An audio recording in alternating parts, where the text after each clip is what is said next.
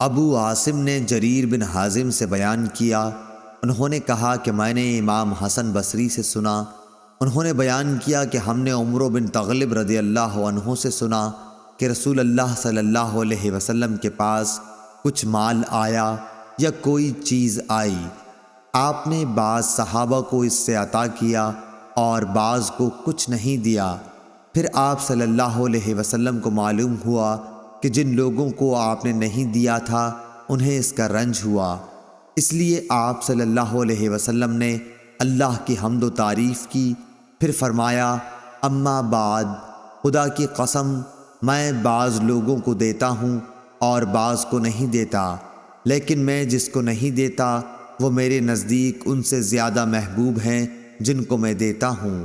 میں تو ان لوگوں کو دیتا ہوں جن کے دلوں میں بے صبری اور لالچ پاتا ہوں، لیکن جن کے دل اللہ تعالی نے خیر اور بے نیاز بنائے ہیں میں ان پر بھروسہ کرتا ہوں۔ عمرو بن تغلب بھی انہی لوگوں میں سے ہیں۔ خدا کی قسم میرے لیے رسول اللہ صلی اللہ علیہ وسلم کا یہ کلمہ سرخ اونٹوں سے زیادہ محبوب ہے۔ صحیح بخاری حدیث نمبر 923۔